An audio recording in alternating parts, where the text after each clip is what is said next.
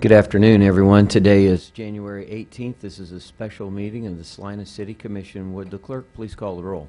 Mayor Jennings. Here. Commissioner Angel. Here. Commissioner Crawford. Here. Commissioner Householder. Here. Commissioner Shirley. Here. Would those that are able please join me for the Pledge of Allegiance and a moment of silence? I Pledge allegiance to the flag of the United States of America and to the republic for which it stands, one nation under God, indivisible, with liberty and justice for all.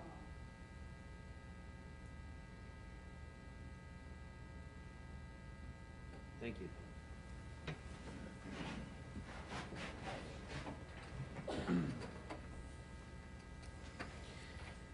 Today we really have only one item of business, and that's under administration. Item 3.1, authorize an amendment to the design contract for Fire Station Number 1 project with DMA Architects. Mr. Gage? Thank you, Mayor and Commissioners. As you know, this was an item on our last agenda, and there were multiple questions raised during that time. And Mr. Mars, the owner of DMA Architects, was here prior to this agenda item, but as you recall, our meeting went pretty late with a couple other items prior to that, so he wasn't able to be here to answer those questions. You had asked staff to work with him speaking about the unit costs of the redesign and also some other aspects of the inspection, and so we've obtained information that's in your packet in response to that. And based on the other part of the conversation was we thought about whether it would be best to go to the regular meeting of the 28th or to have a special meeting, and based on the pace of the project, which is actually going very, very well, we felt that to keep it moving along as much as we could, to have a special meeting would be in our best interest, so that's why we asked you to schedule that. We have Mr. Mars with us, and it's kind of up to your preference on protocol. I don't really have a staff report because you probably had an opportunity to look through some of this, and I feel that I'm probably not the best to go through it when you have the architect right here. So I don't know if you would be interested in Don kind of going through it first, or if you have specific questions. But if you do also have any questions for staff, either from the fire chief or from me, I'd be happy to try to answer those questions and help them to address this item and keep the project rolling along. Okay. Yeah, I think at the Monday meeting, as you said, there were just various questions that came up, and rather than putting Mr. Mars up front to go through the whole thing, or Chief Mulliken, I think it'd be beneficial to just raise questions or thoughts, comments, concerns with Mr. Mars or staff as presented in some of the new information that we got in the packet this week. So we'll just open it up for any type of commission questions to discuss through this matter that's in front of us. I can get the ball rolling if nobody else Sure. does. No, go ahead. Go ahead. Mr. Mars, could you come on up, please?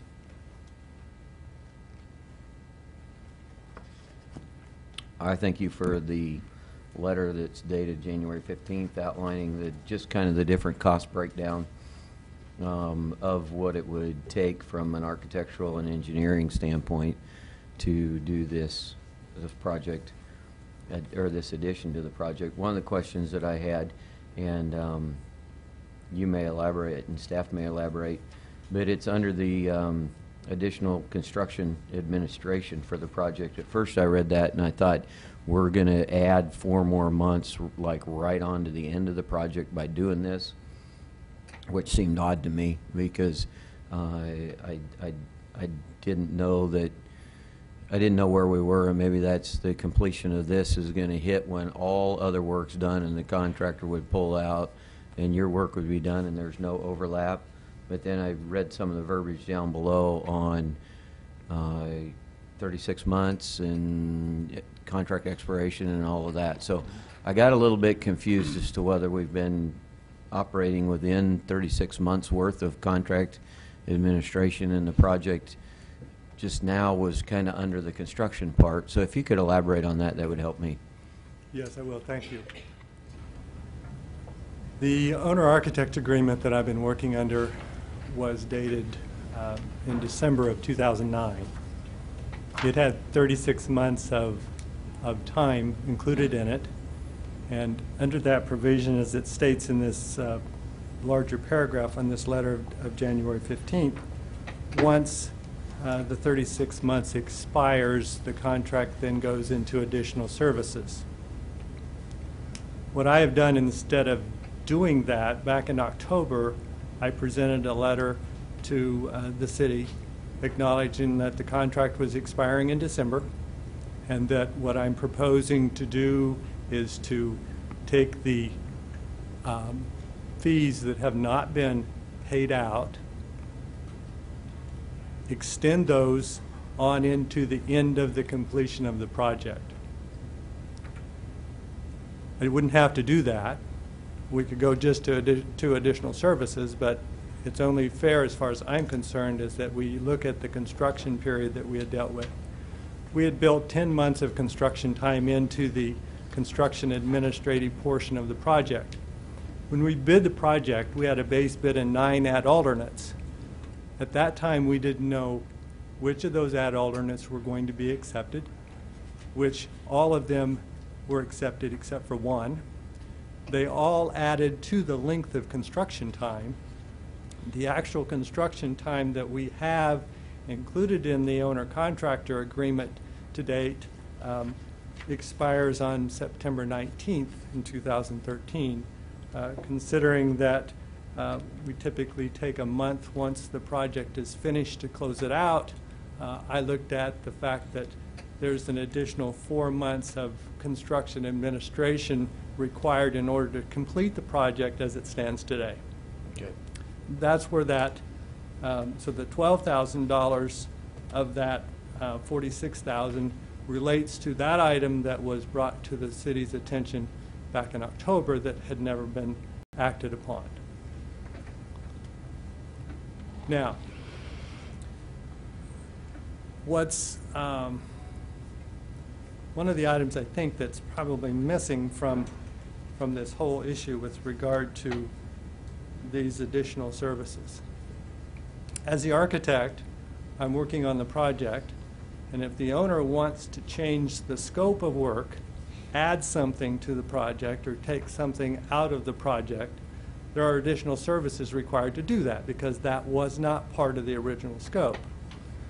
So when the owner, City of Salina, approached me with the idea, are there savings to be realized if we were to move the remodel of the administrative offices from phase 2 into phase 1 since the administrative staff has already vacated the building? So that was the premise that we worked on. We worked up a design so that we could say, okay, what is it going to take and what's the issues that you've dealt with? And you've got copies of a lot of that information in that correspondence. Before I can determine what the fee is going to be for doing the work, I have to be able to define the scope of work. So that's what we did in those initial design drawings and cost estimates to come up with the scope of work for this. So this isn't something I've instigated. This is something the city has instigated as far as moving this work from phase 2 into phase 1. Mm-hmm. Okay, no. Okay? Questions? Yeah, I mean, I just following a little bit with that. I mean, I'm just looking over these numbers here. Let me understand. So the office space that's being asked to be remodeled is about how big of space? This is the first 2 bays, and it's the 700 and some and 960, so 775 and 960. I gave you a color-coded drawing, and I can refer to the colors if you can go to this color-coded drawing.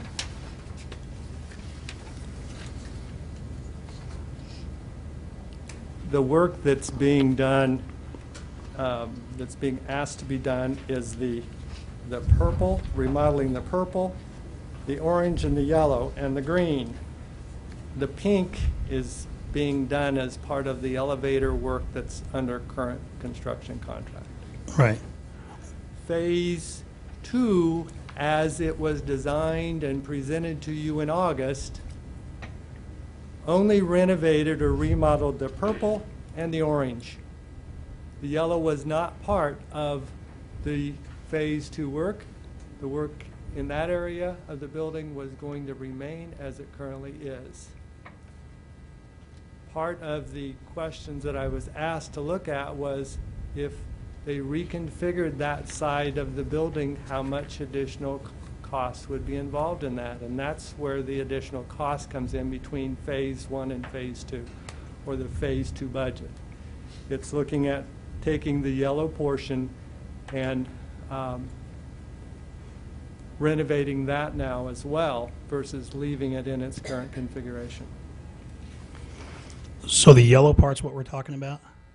We're talking about the yellow and the orange, Those two parts. those two parts, and the purple.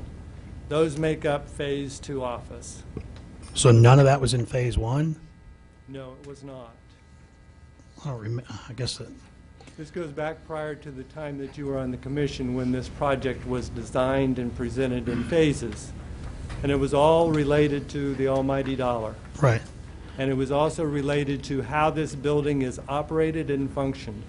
The purple portion is actually the first bay of the building. When the project was designed, the fire department could not do without that bay for the apparatuses that are housed in this facility.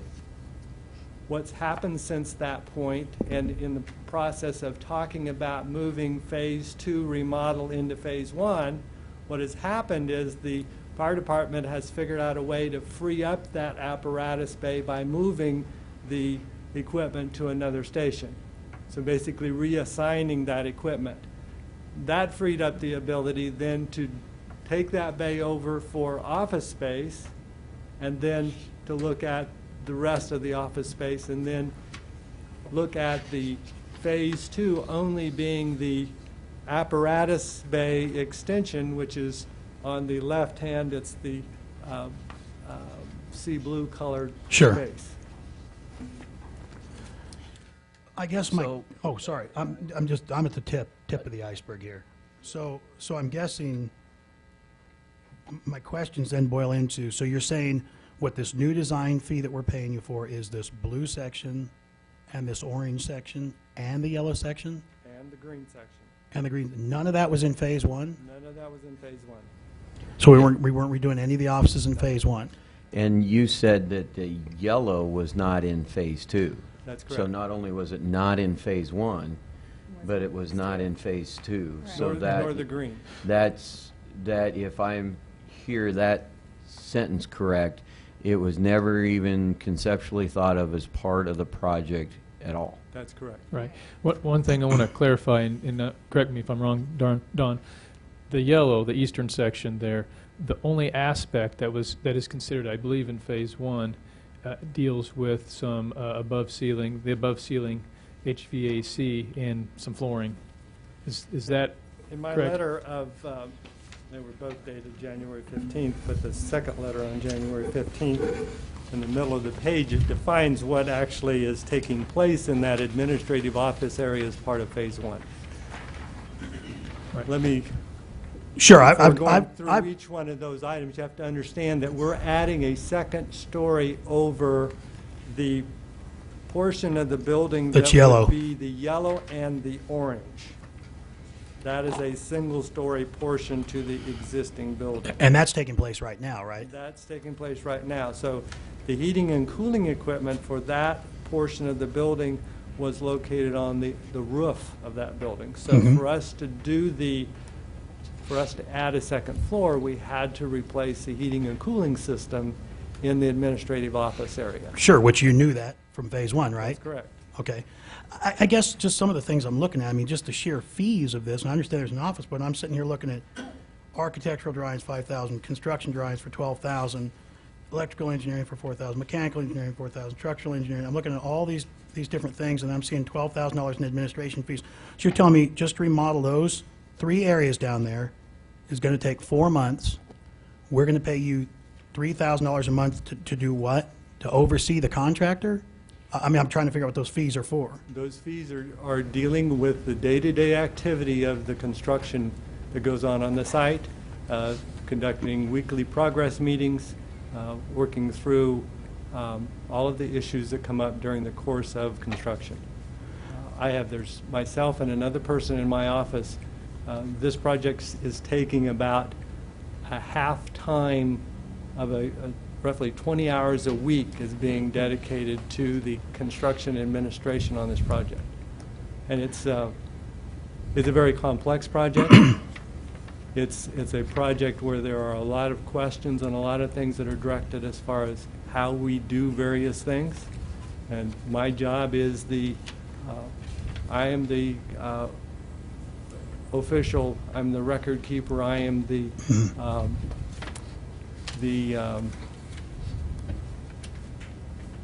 I answer the questions that the contractor raises, I answer questions that the owner comes up with. You have to understand we have a fire department and we have a lot of interested people involved in this and that are there every day that see everything that's going on. We field all of their questions as well. A lot of those are good questions. Well, what if we would have done it this way, or what if we would have done it that way? I can imagine. So we get involved in that, and sometimes those questions lead to good things that need to be dealt with. Right. Other times they don't. Right. A lot of those things are done clearly without any cost whatsoever. It's a matter of shuffling. Right now we're in the middle of trying to put new heaters in the apparatus bays, plus keep the old heaters functioning, and locating the new heaters in such a way that we don't affect the operation of the old heaters. It becomes a real juggling event to get all of this done, and then also to keep track of all of the things that are being demoed out of the building and being put back. I mean, I guess I'm no architect. I don't claim to be. I'm not a construction guy. But just as a lay person, to me, it seems like the more that you are required to be there and answer these questions, the less you did on the front end. I just have a hard time believing that an architect has to be there that often. If the plans and the designs, what's the contractor doing? It sounds to me like you're the general contractor. No. And I'm just trying to figure out why you're there so much. It is required of the job to have the presence of the architect involved. You can't just walk away because there are a lot of issues that have to be dealt with. At the current time on this project, we are actually in a net credit position as far as the general contractor's the work that was put under the contract originally.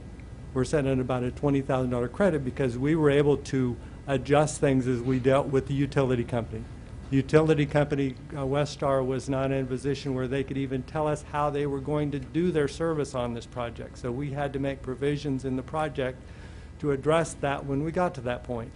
And we have. That related into approximately a $20,000 credit because we were able to physically shorten lengths of wires. We were able to do things that helped the project along.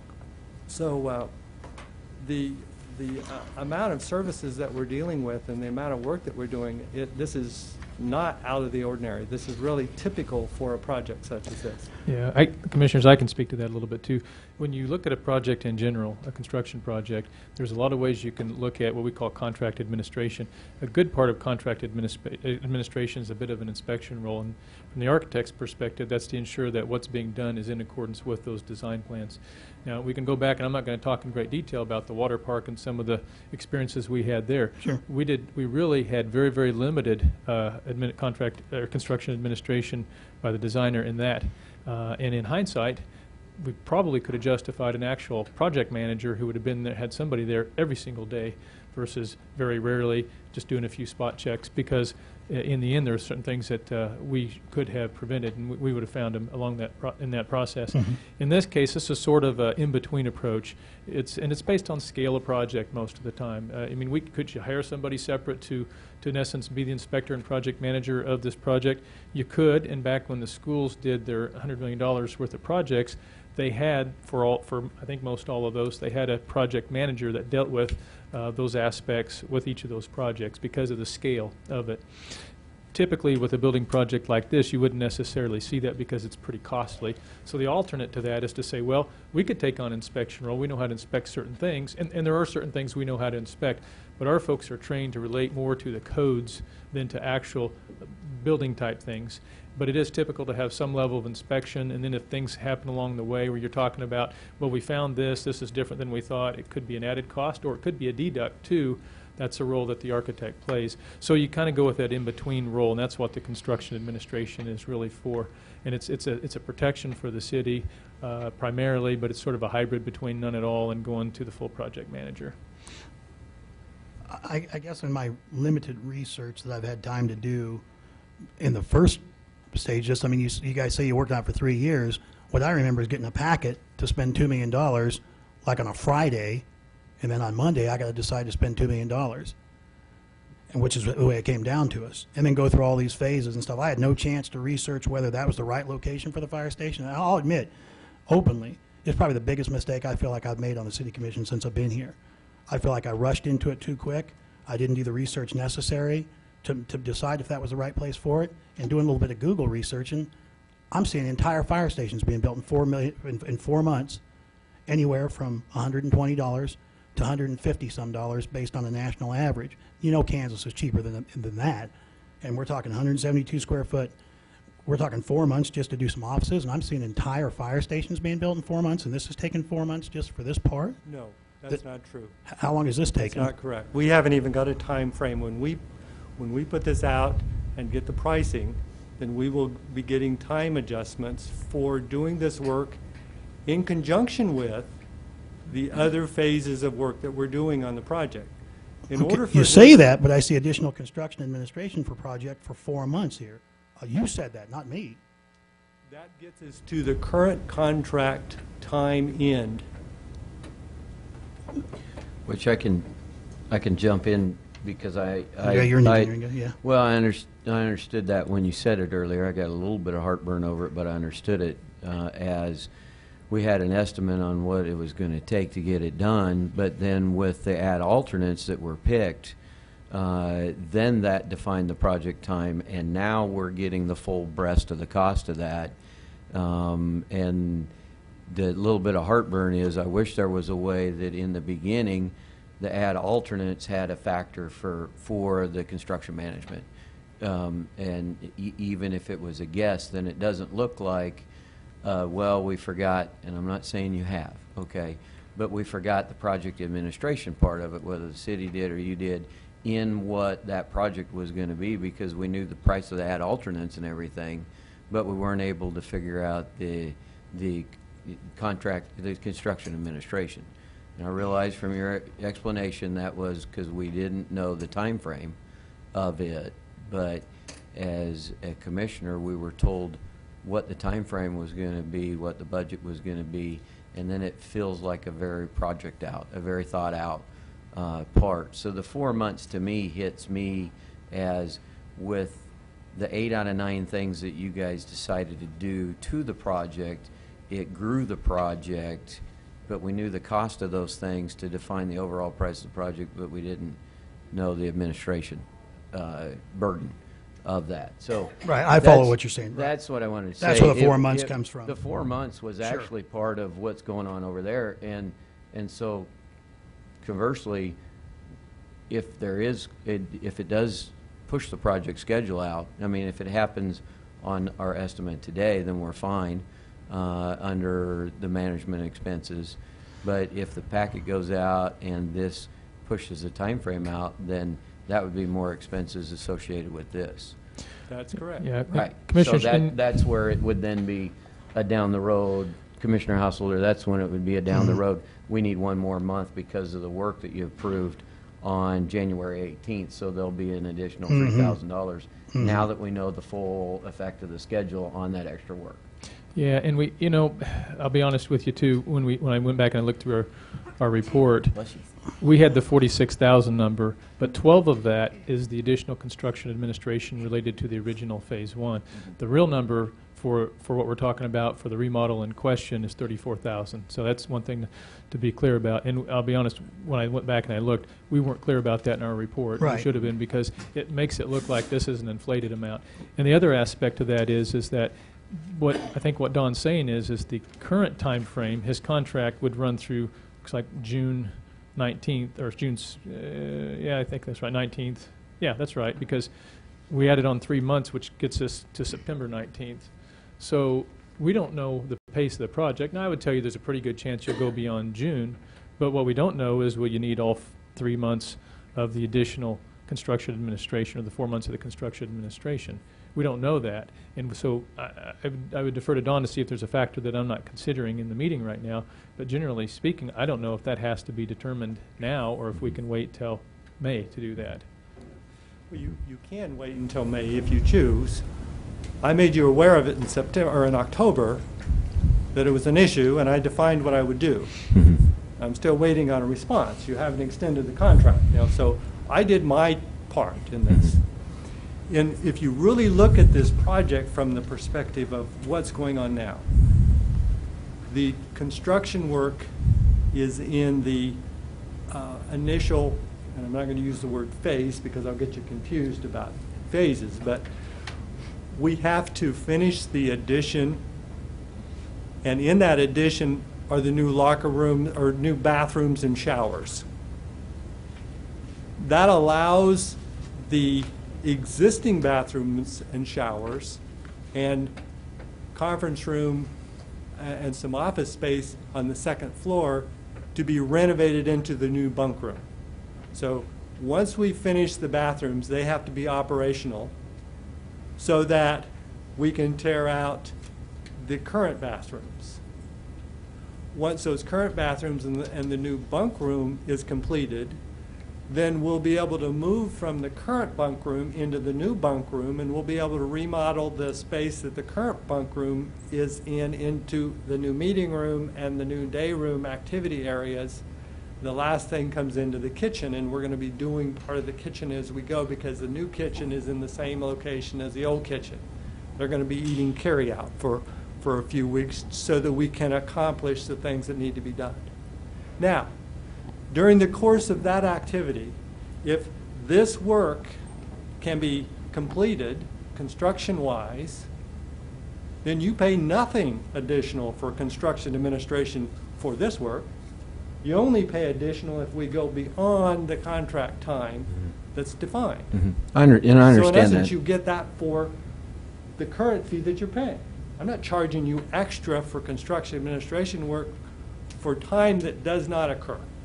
And yep, and I understand that. When you said a moment ago, when you said, and I did my part, which you informed us, and you're waiting on a decision, then that puts us as the party that needs to respond.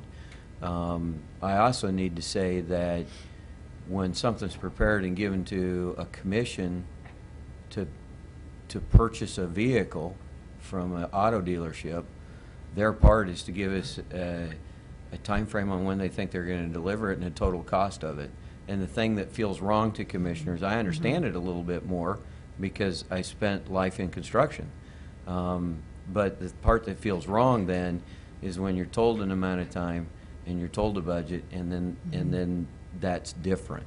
That didn't include something with the administration fees. And I understand you've done your part by saying we might have a problem here, but as a commissioner, the thing that I grapple with is it's 4 months extra to do a scope in a time frame and a cost that was presented to us that we agreed on.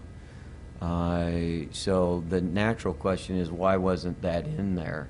Or why wasn't the request to increase a contingency to be able to cover the additional fees that we anticipate that if the time frame grows? So I will say this too, and then I think I'm done. Other people are hoping I am. When we looked at this at the commission meeting, and Mr. Gage, you said we didn't have the construction administration broken out into what was attributed to phase one before, so it was kind of an inaccurate reflection, or however you want to phrase that. I was looking at $46,000 adder for this scope of work compared to the entire phase one for $200,000. And to me, it looked like it doesn't feel like 25% more, especially seeing how we're mobilized and we're not going to push further timeline. But when we do this and have the 12,000 attributed in the right spot, then it's a $34,000 adder compared to 212,000 that's covering everything else that's over there right now. So then on a relative scale, that feels a lot more in line, if you can say that, because it's about a seventh of the overall, which seems to be about the footprint of the area that we're touching. Yeah, and Commissioners, we do have another option. If, there's always a risk in things, and if we, on the additional construction administration time, if we feel that, and we don't know, but if we felt that we would be better off to pay the architect for hours billed versus in this form, we could choose to do that. The risk is that depending on what happens in the project, that can affect the amount of time put into it, which could make that a higher cost, or could make it a lower cost. We don't know. And I think Don's offering is under the current scope. He feels it probably is the most fair and probably the less risk for us, but we have the option of doing that. But as I mentioned earlier, we also have the option on that 12, whether we would say we don't want to do it that way, we want to do time billed, or whatever the option is. We still have the opportunity to wait a little longer to decide that, to see how the project advances in time. If we're significantly ahead, maybe we come back and may we say, well, we think we need a couple months, or 3 months. We don't know that for sure at this point in time. So if you have any concern about that part of it at all, we still have time to wait and see on that $12,000 part. So just keep that in mind. From having been in construction and engineering, you probably relate to percentages sometimes with regard to construction costs. If you look at pure percentages, we're dealing with a little over 6% for the cost of what we're doing here, which is about half of the market rate for this type of work in this building. The other half you're getting as the benefit of all the work that I've done up to this point. So in essence, you are getting a very favorable price for what you're doing, even though it still is $34,000. It is taking into consideration all of the knowledge I have of the building, all of the things that we've dealt with in the past. So as far as the expiration of the 36 months, this project, the 90% complete sets of documents were turned into the city, and it took over a year for them to be returned. So I didn't burn that time away. It was on the city side with regard to where that time went. And in reality, I'm agreeing to extend the contract time beyond the 36 months, only being compensated for the time that actually occurs beyond the fees that are included. So you're almost getting a whole nother year for the same amount of money.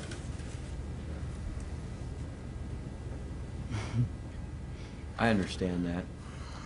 I also understand that we were not doing a lick of construction or things along those lines. So the natural thing when you make a statement like that would be for somebody to say, you are talking about construction management fees, you talked about things removed and managing those and question and apparatus bays and outside of a contract, why would one get paid for a year when plans just waited and nothing got done? I didn't get paid for the year. Okay, but I only got paid that's for what what that I've done. But statement what you're said when missing, you Mayor, said a free year, right? What you're missing is the fact that the cost of doing business escalates year after year. So these contracts are put into place, a fixed fee for a set period of time. You go back 3 years, what was the cost of business compared to today? Mm-hmm. So I'm exposed, because it's set on the city's shelf for a year, I was exposed to escalated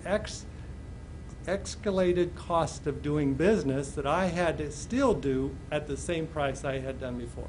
Okay. Had the project moved forward and been done in the 36 months, I'd be ahead. Did you put on, maybe you did, I don't know, but did you put on those papers what date that you would hold that price, or? The 36 months Mm-hmm.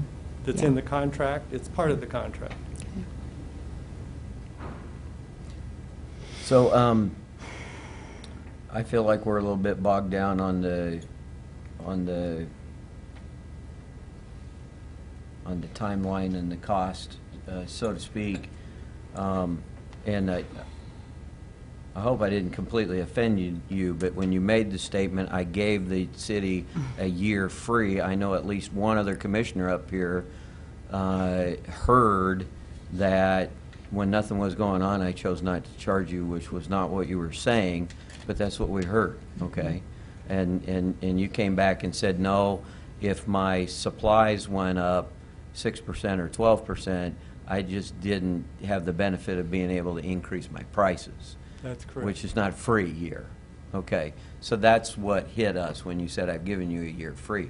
I wouldn't want the paper to quote that you didn't charge us for a year when nothing was going on, because that's not what we're talking about. We're talking about that escalating cost. What I do want to try to get to is what's the scope of work presented then and the benefit, because part of it wasn't included in either phase 1 or phase 2, and understanding what's door removal and what's not, and carpet removal, and what was just not thought of back the whole prior 36 months when we were looking at the project, and why are those things important now or going to get us efficiency or growth now.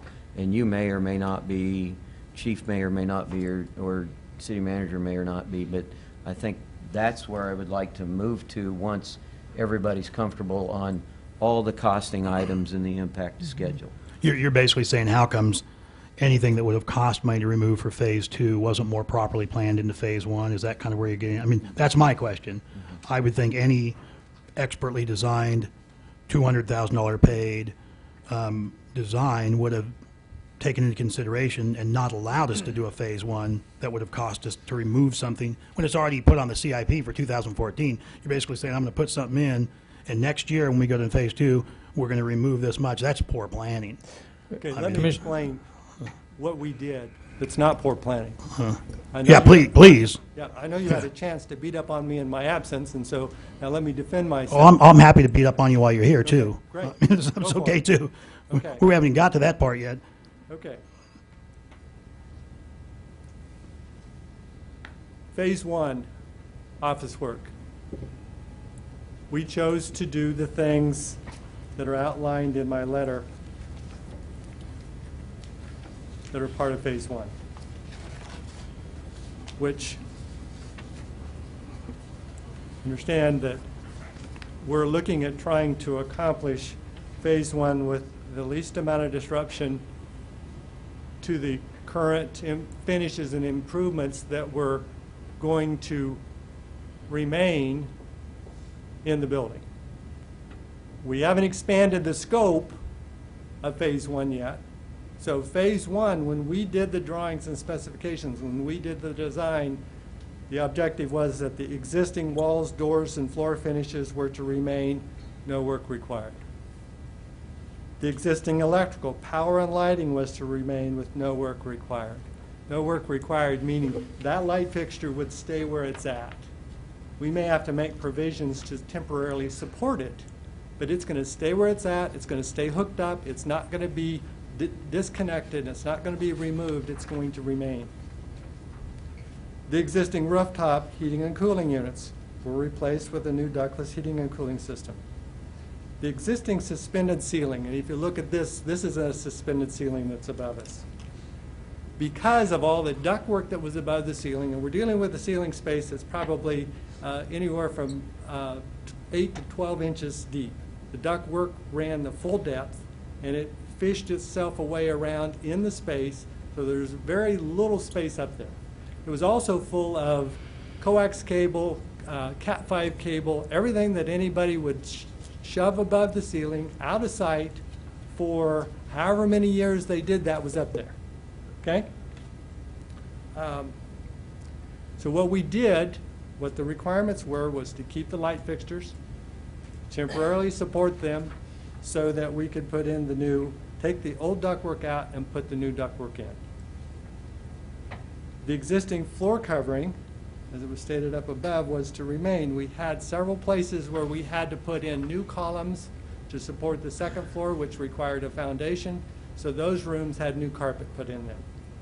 So if we would finish phase 1 as it was designed, as it's currently in the contract, that's what would have happened.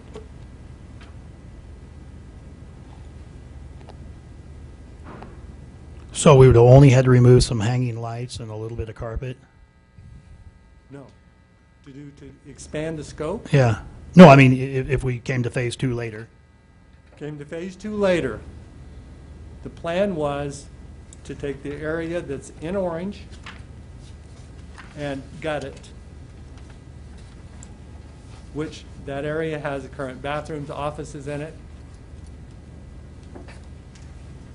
The purple apparatus bay was going to be enclosed into office space. So very little of the improvements that were being installed in phase 1 were going to be eliminated as part of phase 2. Only the ceiling area in the orange part was going to be replaced. We put new ceiling up, we were going to take it down. The fire sprinkler system was still there, the light fixtures were still there. We're gutting the plumbing fixtures so we can put new bathrooms in.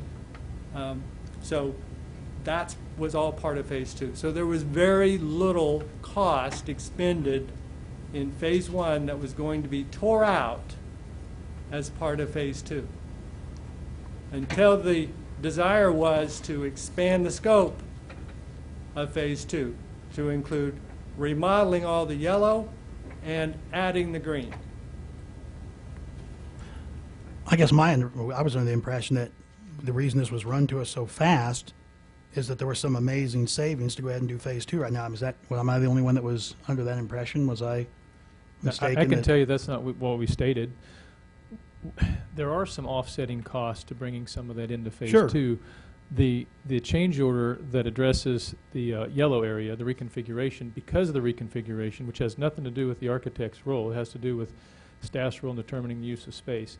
That's where you're going to have other negative offsetting costs that exceed the other.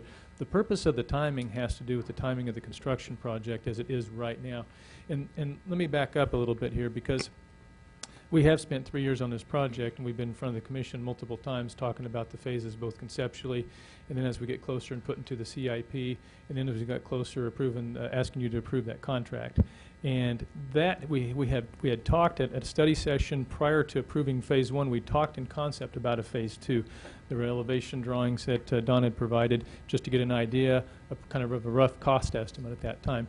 And at that point in a project, your cost estimates are very conceptual, because we haven't even done design, so we really don't know units and unit pricing and all that type of thing. Plus, your project is presumably maybe 2-3 years out. So that's what we were working with. So then we began to be focused on phase 1, and as Don mentioned, that we had the add alternates, and so we were really concerned about staying within the budget, and you decided to go above the budget because of that, and that was fine, and we appreciate that. But our concern was focused on phase 1 and on that budget and trying to stay in and realizing the difficulty at the time were the add alternates. We weren't thinking as much about phase 2 because, quite honestly, phase 2 wasn't even in the capital improvement program. Now, I think the fire chief would tell you he'd liked it to been at that time, but we just weren't ready. We didn't have enough work done to put it in. But we were in the background talking about that. So as phase 2 became clear, and as you then just recently put it into the capital improvement program, at the same time internally, these guys, the folks are talking about, well, okay, we were hoping to stay in. That wasn't able to happen. Depending on what happens, we'd move out, come back, and then do phase 2, move out again, and come back. So at that point, there was a lot of discussion about the timing of going ahead and including this office area of phase 2, which again is the blue, the orange, and in this case, we talked about the reconfiguration and bringing that into, I guess, the green, bringing that into phase 1 because of the timing of the contract. So the timing of the contract is what really dictated all of that. Now, there is estimated to be, and when I say estimated, until we get final change order costs, we don't know that for sure. And even when we get those are compared to an estimate, a fairly conceptual estimate still on what phase 2 should be. Quite honestly, because of our, I guess, concern about the timing and moving in and moving out in the operations in the building, when we talk about this office area that was going to be phase 2, it's almost as if we got into a bit of a design build in this office area where you're not sure what the final scope is. Because normally phase 2 would have been pushed out. Mhm. We'd continue to work with Don to finish the final design, and then when you bid it, you have a clear picture. But because we weren't that far in advance, The chief has an obligation to work with his folks and really try to make sure we nail down what do we believe is the best long-term configuration. And that did result in a desire to change the office configuration in the yellow area. And that's on us. That has nothing to do with Don's role, except when we say, Don, we want you to look at that, his role is to try to get that drawn up, estimate it, and do those things. And that's what he did. So any concern about that belongs to staff. It's not Don's on that question. And so, but anyway, that's sort of the history that led to that.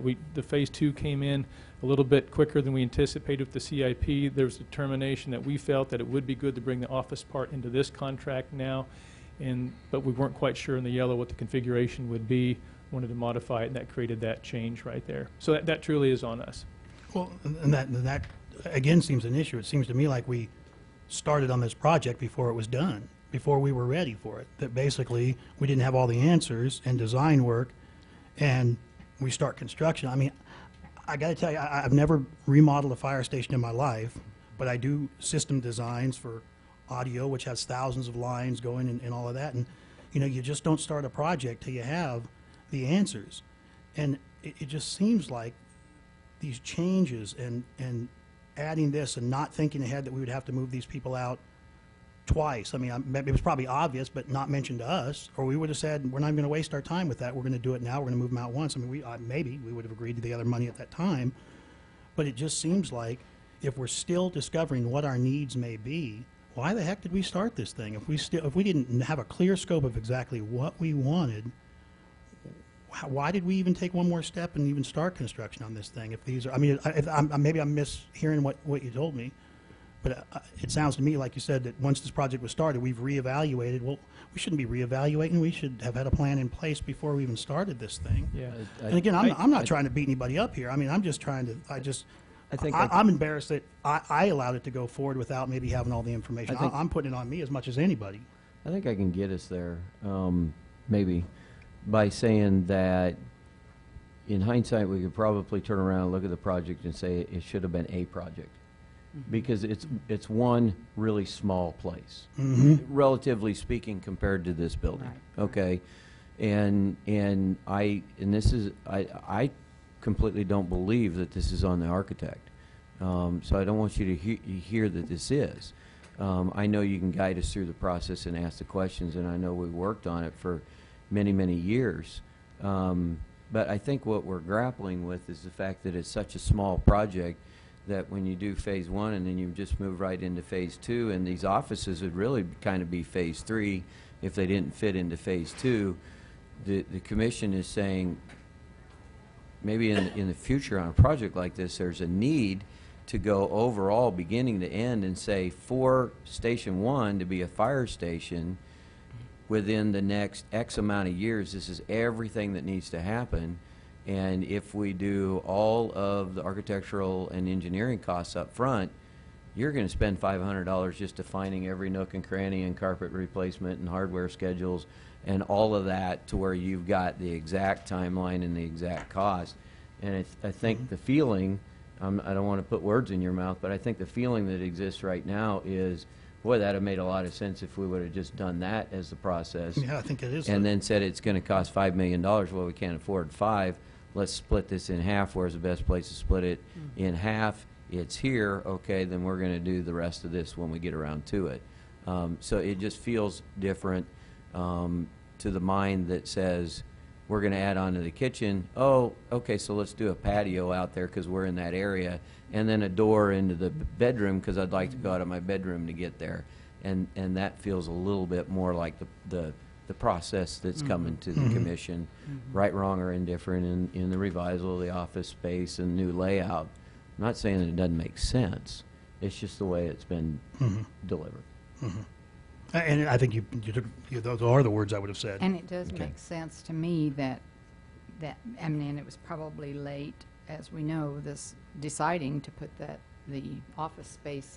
But I mean, if you move all that staff out, their computers, Right.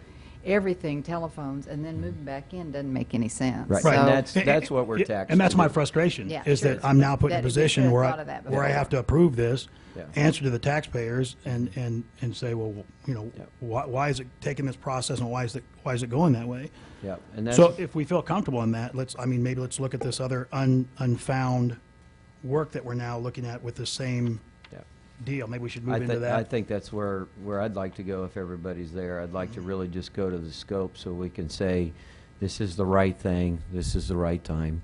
We might want the process to be different down the road, but let's just have that feeling. And then also, I think, if there's any other places in one that aren't touched, that feel like they need to be touched, that we're on touching them now, so that there's not a phase 3 brought out, that we can say, well, let's I want you to know that these discussions have led us to saying we probably need to get on this as well, and we'll try to figure out how to incorporate it and come back before the I'm not asking you to bring us more work and more expense, but I think we do that right.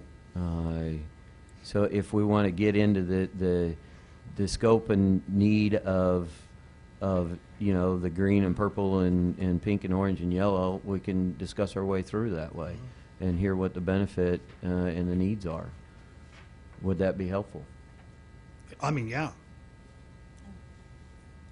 Maybe it's my headache, maybe I'm naive, I don't know. Maybe it's a combination of both, but from what I'm seeing, and first of all, let me say I do have a little bit of concern with what Mr. Gage said about the chief meeting with the staff and really taking into consideration what their needs and wants were. I've just heard from too many firefighters that they absolutely did not feel like they were heard, listened to, their opinions were taken into consideration on this project.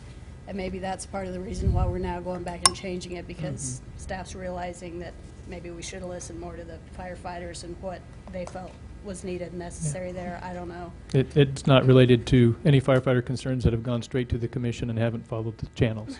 I'll tell you that. I guess the only thing I see on here that's an absolute we can't get around it, is the estimated cost of $85,000 to fix the wiring. So, Which has got to be probably a very high cover the project guess. And I would want any contractor that would provide a bid on that to probably understand that we see that as a really high guess number, unless I'm told different. But I wouldn't want a contractor to feel like that's what my number's got to be, because that's what Right. they're expecting.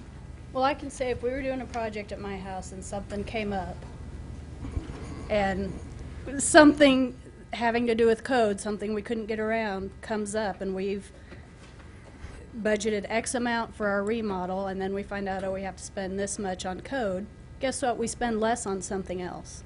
So, and like I said, maybe I'm naive, but in this case, phase 1, we have a little over 2.2 million. Phase 2 is a little over $1 million. We know we have to spend $85,000 on the wiring, so we're going to have to cut $85,000 from phase 1 or phase 2. Can I address that? Sure. Okay. When I sat down and met with the fire department, they were asking, okay, what are the savings that could be realized if we move phase 2 office remodel into phase 1? We knew at that particular time that the Romex wiring that existed ran from the light fixture pigtail up to the ceiling outlet junction box. That's all we could see. We made the assumption that if we see part of it, it's all that way. Okay? Worst case. Can't deal with it any other way. So if we're keeping the current configuration and we got to replace all of that, what does that cost to replace? So I went to my estimate of cost. I had, this is for the reconfiguration new construction. I had $7 a square foot in for power and data. I had $7 a square foot in for lighting. I had, I guess I had telephone and data was separate at $4, and fire alarm was at $4. Those are market rates for those costs on a cost per square foot basis, and we're dealing with 3,600 square feet, 3,600 square feet. So I said, okay, if we're going to have to fish it in existing walls, we double it. It doubles the cost of the labor because you've got to fish all of that. That's how I got to $85,000. Okay? It happened basically that quick. So is that real? No. Is that a real number? Will you ever save that, or will you ever spend that? No. You won't.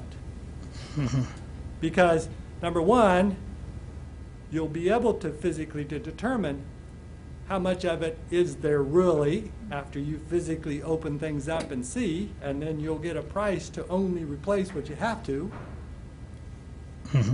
Or do you say, okay, we clean the slate, we're starting over new, so we're doing new construction inside of an existing shell, and that's the most economical thing to do, which it is.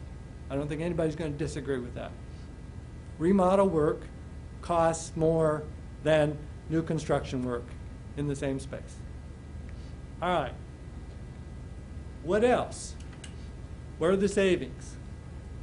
What are we spending in phase one that we don't have to duplicate if we do this office remodel?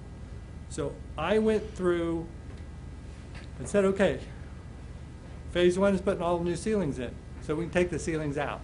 We don't have to, we're not going to pay for ceilings again because we've already paid for them once. There may be a little configuration difference. We may have a little more wall angle, but we're still just putting ceiling in 3,600 square feet of space. Floor covering. Part of the floor covering's in, part of it's not. So how much is not? So you're going to pay for what's not pay for it again. So I went through this process. We had some painting in, and so I went through and identified all the line items and created an estimate of cost based on the contractor's payment application as far as what I thought he had in the project in those areas. Now, if you approve this, what I will be doing is sitting down with the contractor and all the subcontractors, and I will be outlining exactly what it is that's there. I want credit for what's done before they do an add for what's the additional, so we can see the numbers. We're not just seeing a total number, we can see the credit and the add to get to the total. I came up with roughly $75,000 worth of cost items that are included in the current construction contract that would not have to be redone as part of expanding this office space. That's the real number. And that number, we will validate that through the pricing process so we know exactly what it amounts to. The other real number is on the amount of time and disruption to the administrative staff and the cost if they had to move out a second time. Again, you're not going to pay that if you do this as part of phase one, but it's a real number that you would have been liable to pay. Plus, the other real numbers that you'd be liable to pay would be whatever the inflation is in cost of construction between the time phase one is done and phase two actually starts and finishes. Those are the real numbers, but the only real savings that you're going to see is the work that's currently in the current contract that we're going to carry through into the phase two work that we're dealing with. When I did that exercise, we were cutting about $40 a square foot out of the cost of the work that we're doing.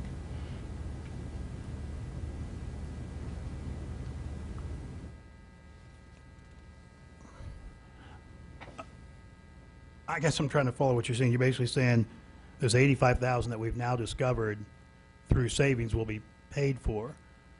Is that when I'm not following? Yeah. I have the cost for a new electrical system in the cost estimate that's been presented. So the $85,000 was clearly a guesstimate of what it would cost to replace if all of the wiring in the existing building had to be replaced and you were going to keep the existing building configuration. You're saying in our original bid you'd already allowed for this. No. In the cost estimate for Phase 2 office work, I have allowed for all new wiring. After discovering this wiring that's now up in the ceiling that wasn't discovered during phase 1. No. We're gutting the building. So all the current wiring is gone. Let me read you a quote from Donnie Mars. When you told us about this new building, Okay? we'll have an entirely new electrical system, plumbing, mechanical, heating and cooling system. It will be a new building inside an existing building. So if that were the case, why would the discovery of Romex wire change one bit about what we originally bid on and agreed to pay for? You said it will be an entirely new electrical system. You didn't say, once we start, if we find something new. You said, quoted, it will be an entirely new electrical system. So why are we up here asking to be paid $85,000 for this thing that's recently been discovered after a $200,000 design plan? And you told us it was going to be all new. Why does that make a difference? If you discovered Romex, that's what you were paid for. That's what the construction was paid for. You said there'd be a new electrical system. Why is finding old electrical? Big deal. Remove it. Put in the new electrical system that you told us we would have. I stand behind what I said because that related to both Phase 1 and Phase 2. We have identified in the contract documents other possibilities of things that exist in the building that you can't identify without doing selective demolition. One, asbestos. What do we do about it? Can we identify it? Can we locate it before construction? Partially, we can. Partially, we can't.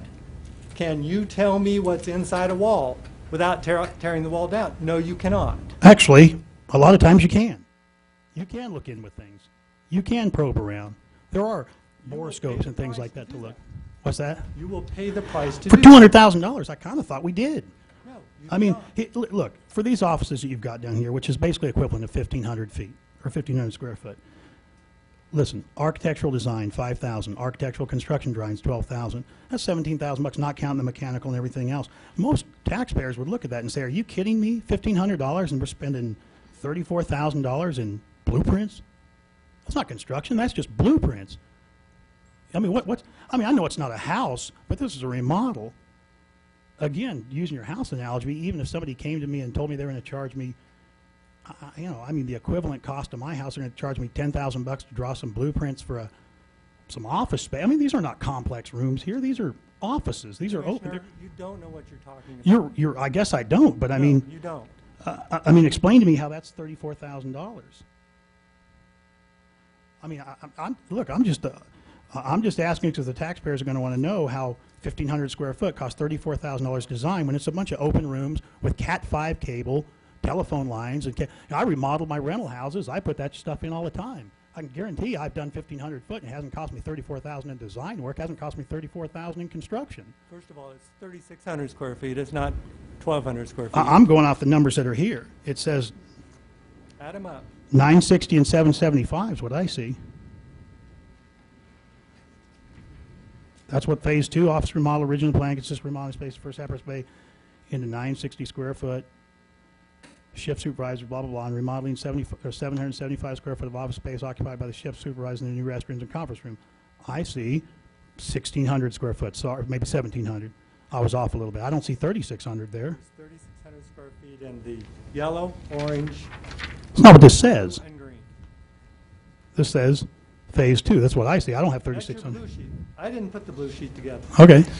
Just for clarification, that paragraph says Phase 2 office remodel as originally planned. That would not include the yellow space. That's just Okay, so we add other- the yellow yeah. space. So here's the related question to that. Do we have, did we ever put together that cost of the additions to the scope?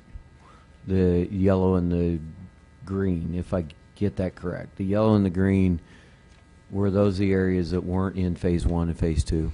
Yeah, the in essence, Yeah, more yeah. in the yellow, what happens with the reconfiguration becomes more of a full renovation Right. versus just the very small scope we talked about. Right. And then the green, and that is correct. Those, I believe that's correct. Those were not included in either the Phase 1 or the Phase 2 cost estimates. Those are in essence, the reconfiguration or add-on costs separate from the direct wiring aspect that we just talked about. Mhm.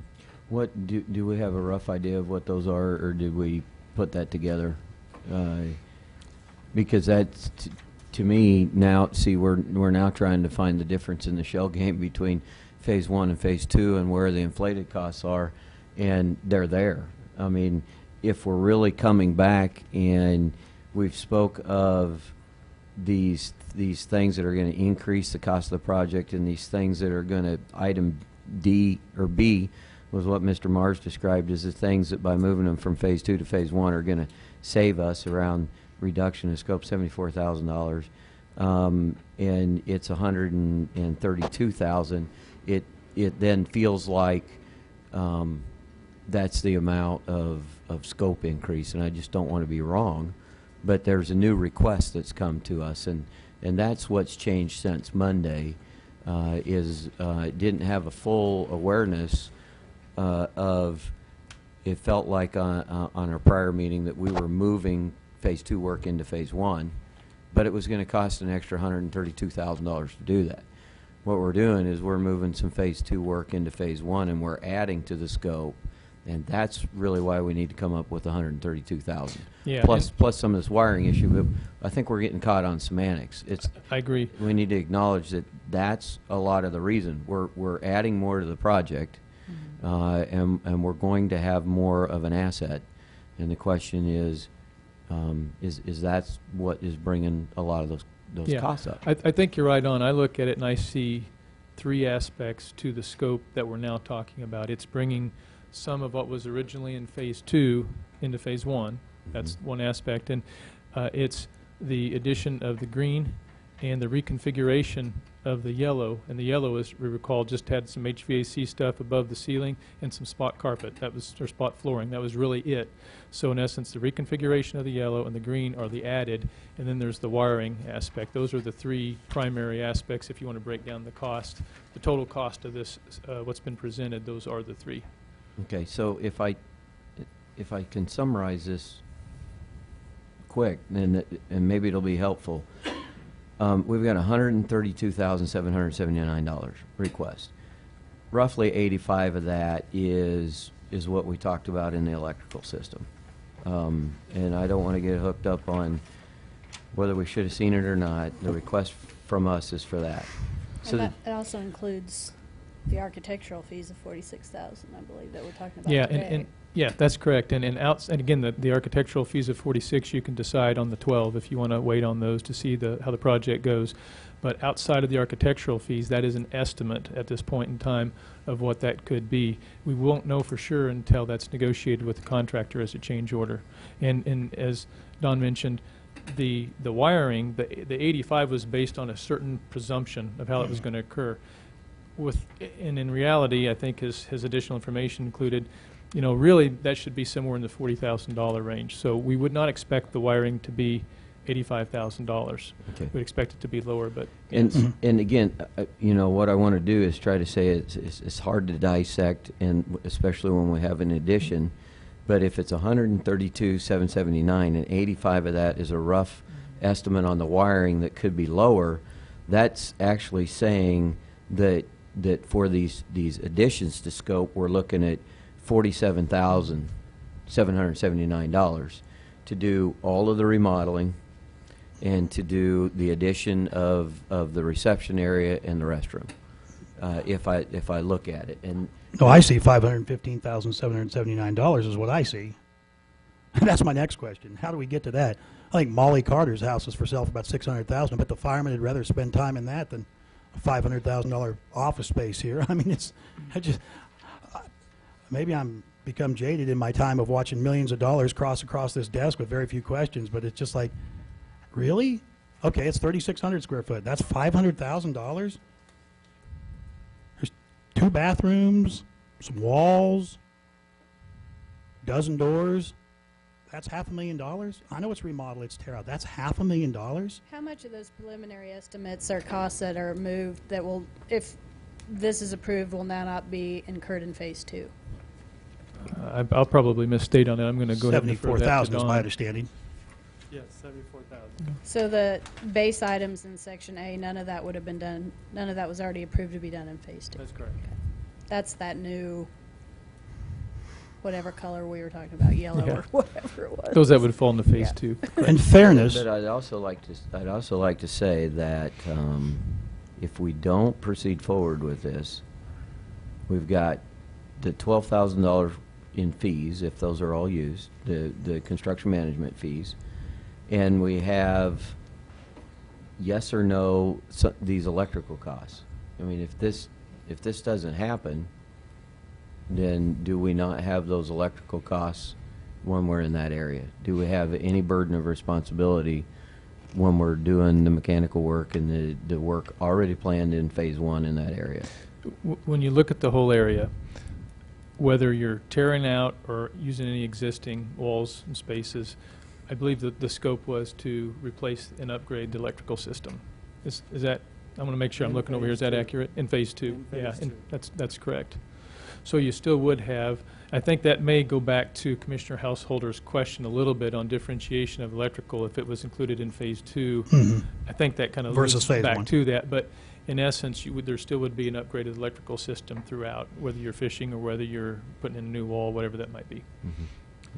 right, and I was going to say, I was just pointing out, in fairness, I will say the one thing is I do understand when you mentioned that 46,000, that 12,000 is a result of these other add-ons that we did at the time and not solely for this. I do recognize that, so I don't want you walking out of the meeting cursing me saying I didn't understand that where that 12,000 was. You can curse me for everything else, but I do at least grasp that part of what you're saying is that 12,000 was a cost that is now associated with these other things.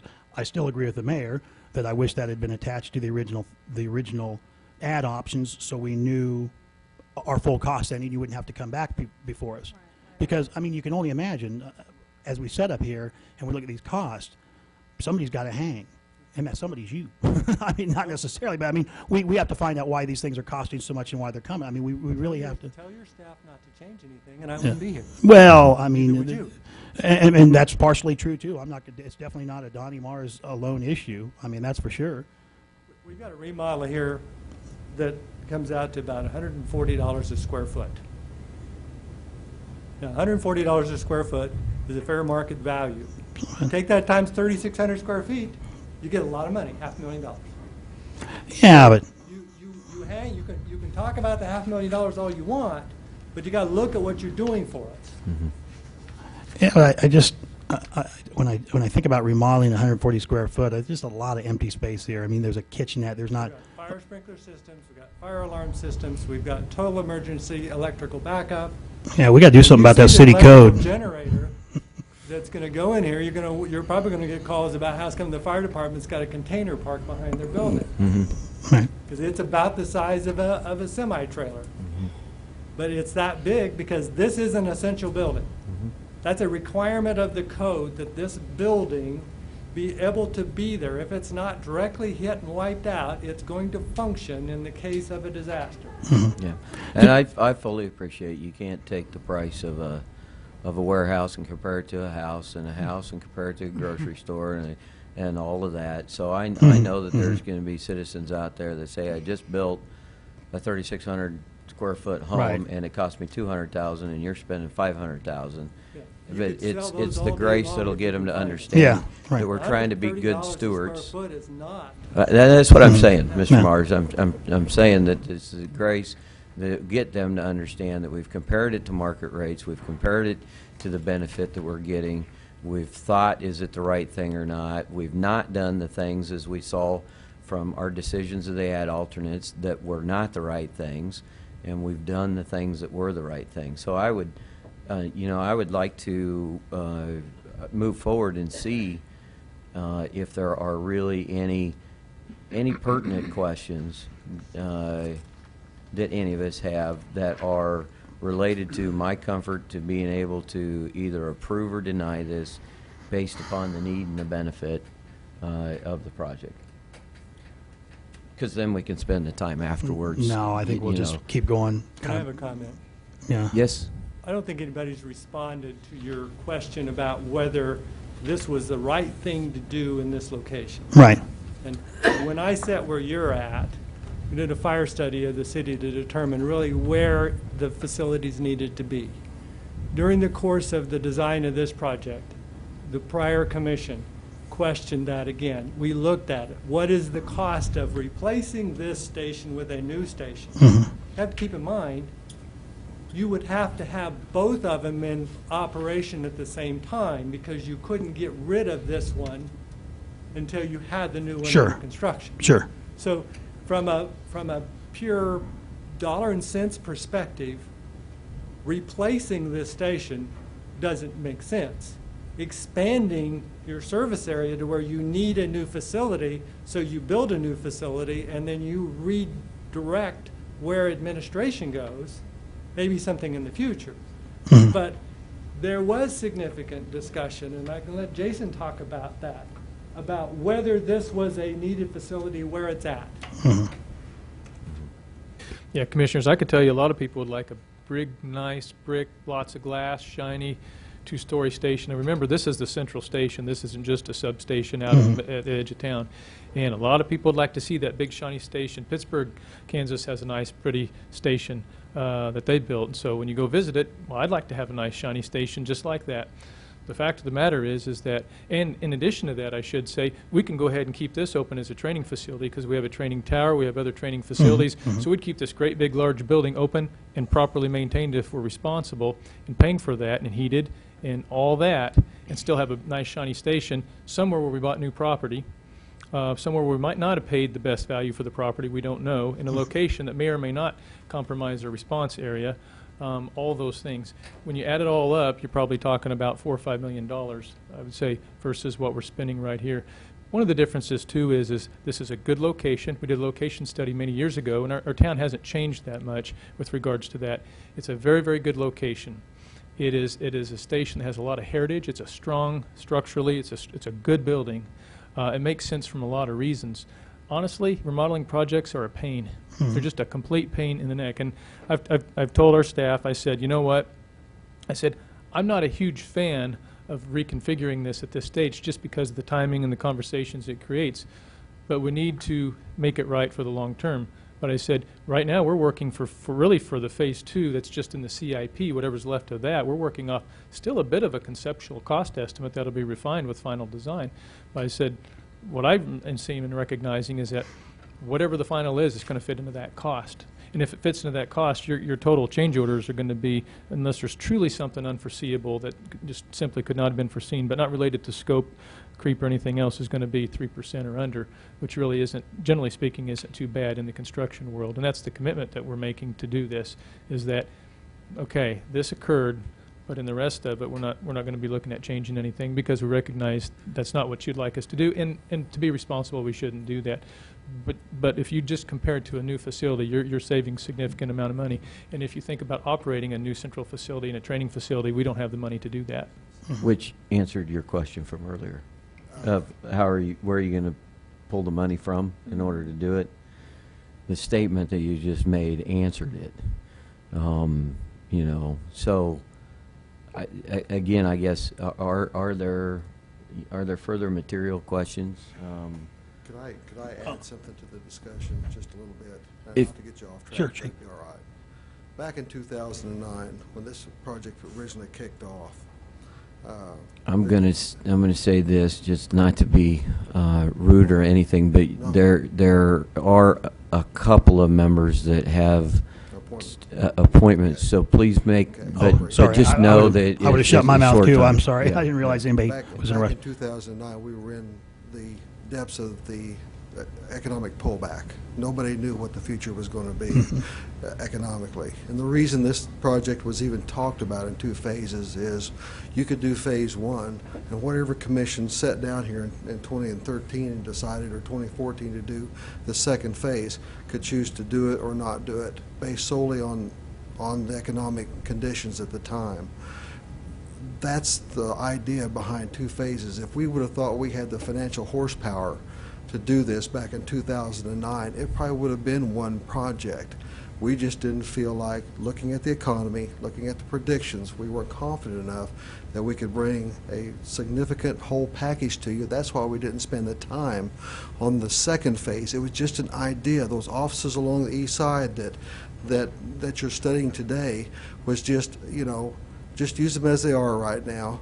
And then when we get into the second phase, we'll look at if we need to move them, because they were going to have to locate those heating and cooling units in the ceiling. And the advantage of those individual units are we can move the walls around, relocate the units without suffering a big expense in doing that sort of thing. But we knew we had to redo the bathrooms.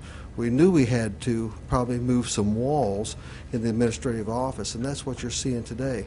But honestly, back when it started in 2009, it was set as a standalone project that you could approve phase 1 and say, hey, we can't do phase 2 in 2013. It's just not there. Okay, thank you. Yeah. Can I just, so there's no surprises in the upcoming weeks, confirm that all you're asking us to do today is approve the architectural fees, that once that's done, there's going to be another item brought before us to approve the actual construction change orders and those costs? I don't want anyone to be surprised when something else Yes, comes up that's and- correct. That being the 490-some thousand or whatever. Just so- It'll be a lot more. Yes, again. Thank you. What did the study show a few years ago on the fire location? I mean, we've identified as a commission that North Salina redevelopment is our #1 priority during our last strategic planning. Is this still adequate where it was located, do we Yeah. feel? I can address that, and of course I don't have that in front of me, but from my recollection, it looked at the location response capabilities of the existing stations. It looked at if you move those around, and what it basically indicated is it said, because for years there's always a question of, well, you're on the south side of those tracks, what does that mean? Right. Versus the north side. Well, either way, you're going to have to go the other way, because that's somewhat of a power station. And what it indicated was the current location is sufficient. At some point, we'll have to veer out further east. We're not quite there yet. We need to be thinking about it, but we're not there yet. And it really indicated that Station 2 was going to become more of a power station based on its response area. And as a result of that, if you may recall, you weren't on the commission, but there was a project to expand Station 2. That's Santa Fe. Yeah, I'm sorry, Okay. it's Santa That's- Fe. I can't remember. I That's think my correct. brother works there. I don't know which. I Yeah. never remember which numbers they are, but. Yeah, and that was the big impetus from that fire station location study. So Oh, and that's basically- when you guys did the addition back then and sort of added the 2 other bays or Yes. something? Okay. Yeah. Like I said, I mean, my thoughts were just, I know as that highway up there gets a little further and we're getting more commercial development, I didn't know what the response time was and what we needed to be up there, and versus, I don't know, the fire, my brother's a fireman, you think I'd know this stuff, but. Yeah, and I think I remember Yeah, we that don't whole talk about this discussion, stuff, and but it yeah. said if there's one that will be a concern first is 4.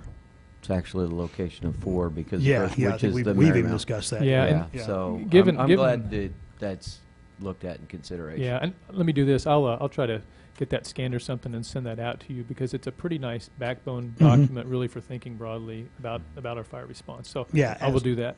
Yeah, I'm sure the chief probably has all the answers on that, yeah. One of the things that we do is every year we do a performance analysis. We look at all the alarms that we make. We look at if they're inside time frame or the outside time frame.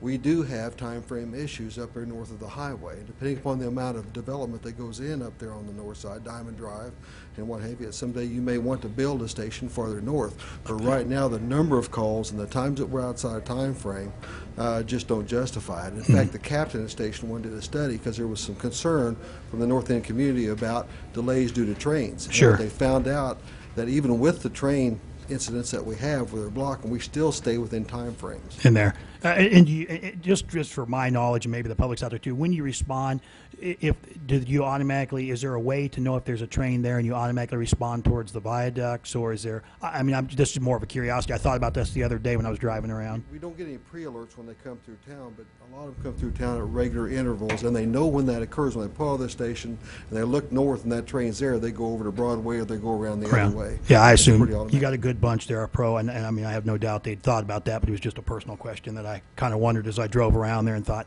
how do we respond up north? So the action today would be the approval of a $46,000 amendment to the architectural fees, 12 of which are the 4 months' worth of construction fees. Yes, Mayor, and again, if the commissioners would like to wait a few weeks to get a better idea for the timing of the project to determine if you need the 4 months or if you need maybe a shorter time, you have that ability to do that if you should choose. That's really up to you. I would say yes, as long as we're informed when we're actually costing money to wait to see if we can save money. Because I realize there's some of that too. If waiting 2 weeks to get our actual bids back, sit down, go through all the costs like what you were describing after this is approved, and really say, oh, now our guess at the 132,000 less the 42,000 is actually 118,000 less the 42 that's approved today, then yeah. So waiting is great if it doesn't cost us, and then we need to add on more fees for more time, or we miss the schedule with the contractors or whatever. Yeah, I think I can defer that to Don. One of the benefits we're going to have too in the pricing portion of this is we're going to have them address schedule. So we can bring you both schedule and numbers. So we'll know at that point in time what the estimated schedule is as far as completion. So at that point in time would probably be a better point in time to address the additional time issue. Okay, good. Any other questions? I don't have any. Y'all have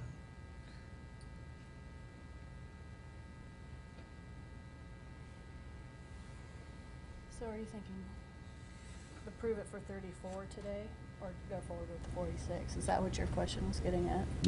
Yeah, which sounds like it's okay on the 34. We're going to have a lot firmer handle on the 12 when we can come back at it in a couple weeks after everything's prepared. So That makes the most sense. Yeah. Yeah. Yep. Okay. You ready for a motion? So I move we ready for a motion? No, actually, Don't, you got to go. Yeah. yeah, we have one commissioner that needs to leave very rapidly, so I open it up for public comment, but just with that statement, if you could hold it to 30 seconds or less. I hate to be disrespectful, but I also want to be factual. Unless Does there's a there way any- I can give a proxy to the mayor to vote my Proxy absence. vote. Can I actually do that? So is there anybody from the public that wants to comment on this? I thought that might be preemptive anyway, so yeah, a motion would be great. Okay, so I move we authorize an amendment to the design contract for Fire Station Number 1, Project Phase 1 with DMA Architects in the amount of the $34,000. Hold off for more information on the additional $12,000 and bring it back to the commission on January 28th. Second. Right. Does that time frame work? Does 2 it need to be weeks. amended? January? January 28th? Yeah, well, I think it's more of a question than a statement. You need to, You're authorizing us to do final design. We've got to put the drawings and specifications together and spend all of the time that it takes to consume that $34,000. Oh, you don't have to spend it all. If you can do it faster, we'd really like that. Okay. You give us a refund. Yeah, that- we'll refund you anything that's left there. Let us So know. would it be best to then bring it At a back later- with Just the bring it construction back. So- proposal for the Yeah. change Yeah. order? Okay. Okay. So So you- not January 28th, just at a later date. Ooh. Second. Well, and Commissioner, just to clarify, if you want it to come back with the, at least initially, with the construction proposal for the change order, if you want to put that in your motion, we'll make sure and match those up for you. We would try to do that anyway, but I think if that's really what you want, it'd be good to have that in the motion. Okay, the constructional, With the construction proposal for the change order, okay, with the constructional proposal change order at a later date. that should work. Thank you. And I wrote all that down, so. Okay, so we have a motion and a second to authorize the amendment to the design contract for Fire Station 1 in the amount of $34,000 with the construction change order to be brought back at a later date. All those in favor? Aye. Those opposed? That motion carried 5-0. Move we adjourn. Second. Motion and a second to adjourn. All those in favor? Aye. Those opposed?